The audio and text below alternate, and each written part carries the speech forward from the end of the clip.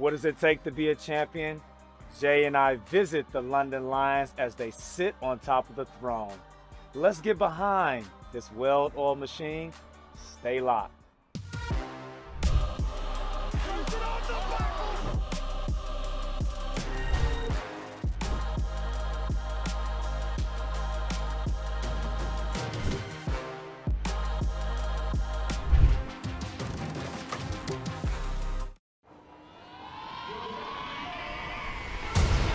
London has become what it always should have been. Center stage. All eyes look into the big smoke in anticipation of what is to come for British basketball.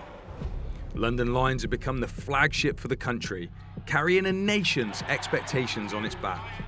Such is the attention that encore NBA and WNBA talent is blessing our shores. Basketball fever sweeping the streets of London and making the Copper Box a fortress for all who dare to challenge. Fans around the country peering in with intrigue and envy as we all join for an exciting European adventure. Domestically, the cabinet grows and the bar continues to rise. Winning is a staple to their carnivore diet. Lions standing tall in the pride of British basketball. But don't let the glitz and glamour distract you. This has been success by design. The team behind the team.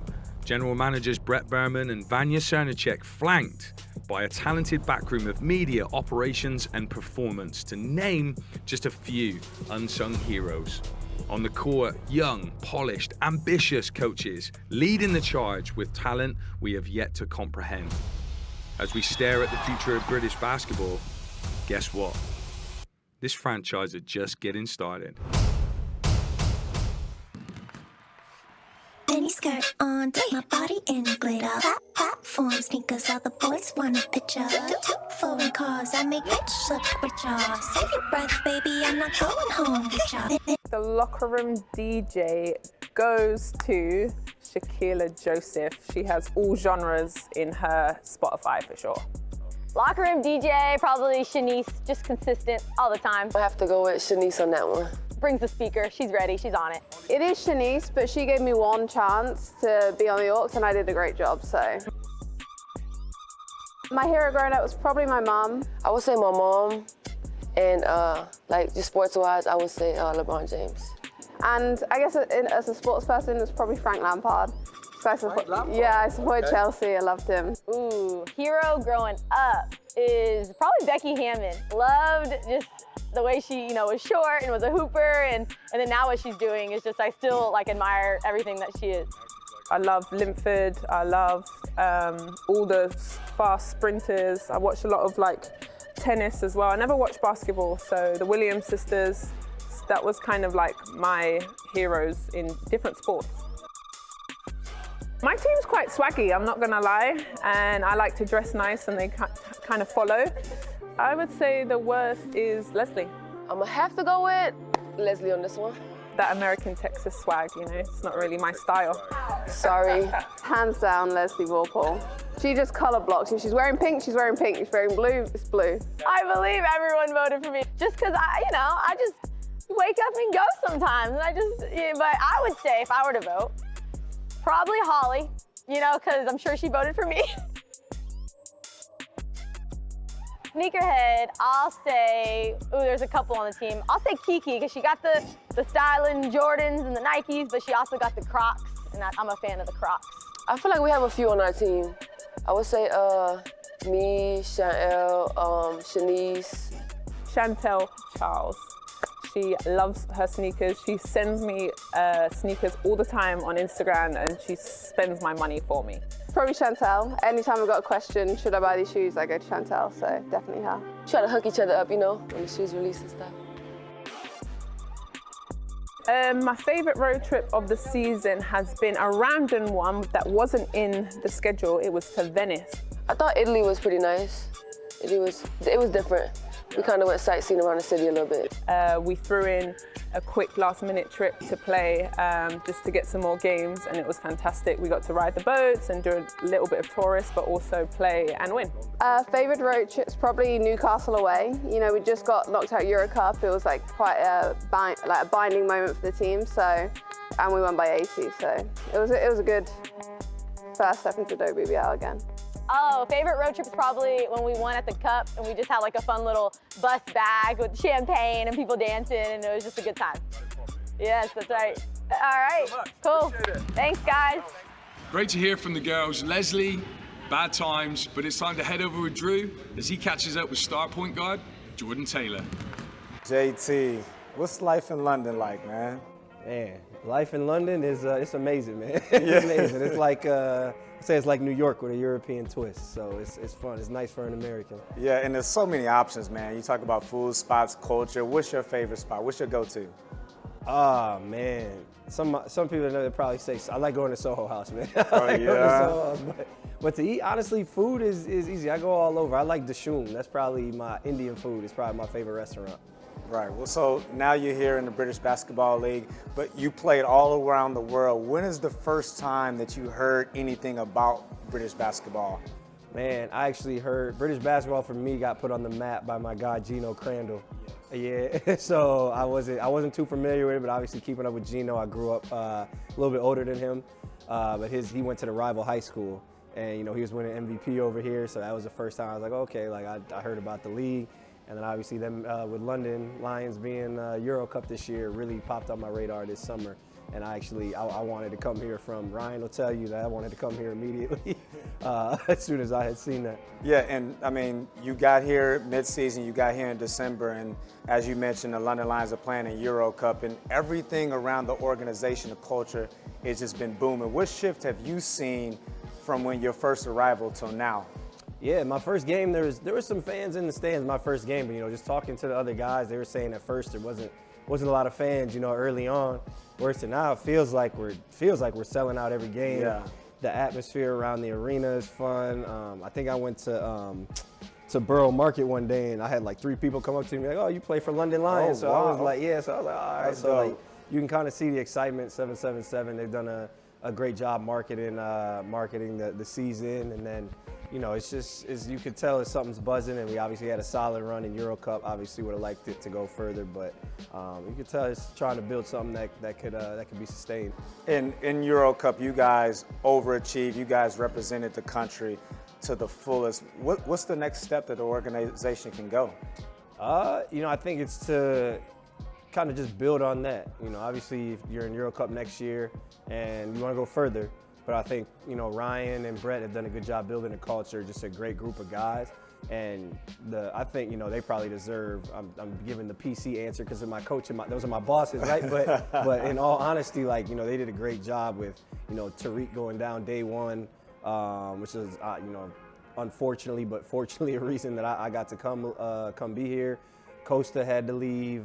Everybody, we were talking about over here, everybody's been injured, it seems like at one point or another.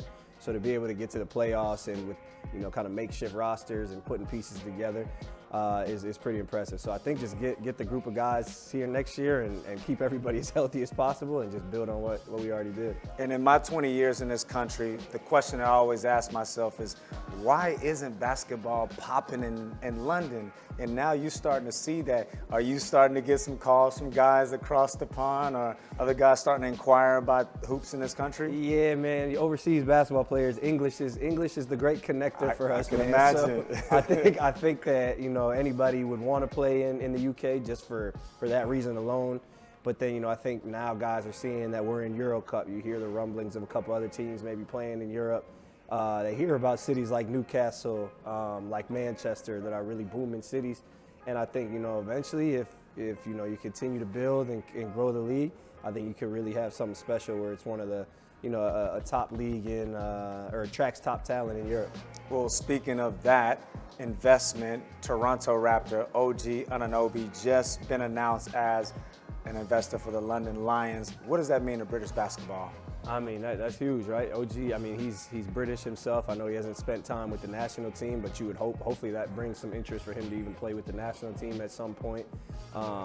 It's one of those things, man. I think when you hear about that and OG investing, I've actually had a couple friends who are NBA guys who have called me about getting in touch with 777 about trying to invest. So I think just like one of those domino effects, man. And then, I think Funny enough, you're gonna have dudes coming out of the woodwork with British passport, dating back to the Revolutionary War and stuff like that. Yeah. You know what I'm saying? Talking about I'm British trying to get over here. So that's a big deal. It's a big deal to have a name like that associated with the league and with the Lions, and I think that's something that spearheads basketball or any sport moving forward. Finally, a guy that's played all around the world, what's the big attraction to the UK for someone like yourself? Oh, for me, man, honestly, it was a lot of things. I don't know if we got enough time. Like I said, it's obviously the English-speaking component of it, but I think it's just the culture. Like, UK culture is really similar for Americans, probably the most similar you could get overseas.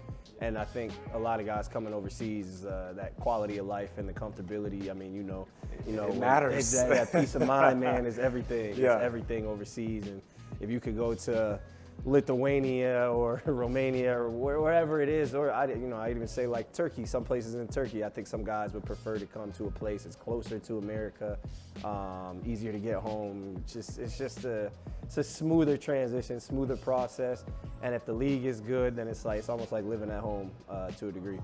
JT, I'm a big fan of yours, man. Appreciate your time, man. Well, let's get to know this guy's teammates a little bit better. I think I'm playing chess, I see a king, I'm at his neck. I'm 3 steps ahead of every move, now that's a check. Yes, they wanna know my secret, it's because I never slept.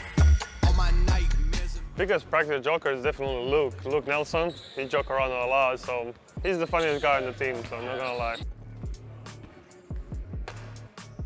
Probably Costa before. Now I would say it's like Josh Sharma or Zuba. Probably Luke Nelson is the top guy who you want to go to if you want to have a laugh.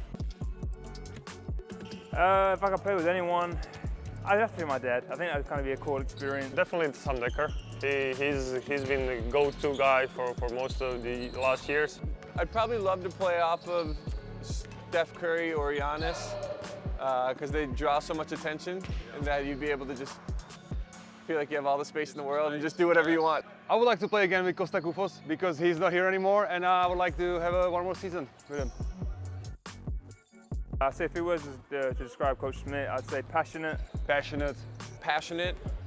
Committed. Dedicated. Too nice. Understanding. And very thoughtful. You can see he's ticking things over in his head. You can see it. Misunderstood. My favorite road trip, I would say probably the first one. It was a lot of anticipation. It was like anxiety, which always makes it special, and we play in Tel Aviv with amazing fans. I think my favorite road trip was probably the Paris trip. Obviously, it's a big kind of quote-unquote rivalry, Paris versus London. Obviously, went over there and got a big win, so that was pretty special.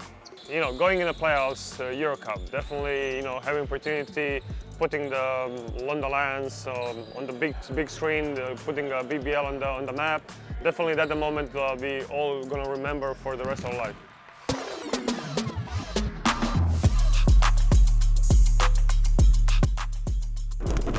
Coach, what has it been like coaching these guys? It's been a lot of fun. I think we got a good group of guys. Obviously, we've kind of endured a lot of injuries this year. But again, as far as you look at our season and what we've done both domestically and in Europe, there's been a lot of challenges. But as a coach, my first time being over here, I couldn't ask for a better group of guys to do it with. And reverting back to your playing days, which coach influenced you the most? That would have to be my American football coach, Tom Smythe. Again, is a guy that when I was in high school really influenced me as far as the relationships. He was, again, it was more than just the coach on the field, but it was, again, a lot of stuff off the field and really kind of impacted me just as a young man at the time. And again, he was the one guy when I got into coaching, who I thought that's kind of how I want to mold my coaching style like, as far as, again, being someone that cares about people on and off the court. But he's someone I still stay in touch with this day, and someone I've tried to kind of model, my philosophy after as well. Well, speaking of influence, the BBL Your Coach competition is now open for voting, so make sure you guys head to the British Basketball website and vote for your favorite coach.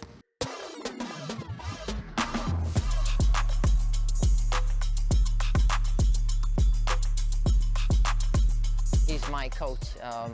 I wouldn't nominate anybody else. It's nice to be recognised by your fellow peers. My coach is a great role model, very inspirational. They help me with basketball moves that I can't learn yet. Tell us why your coach should win. We've nominated our coach and now it's your turn.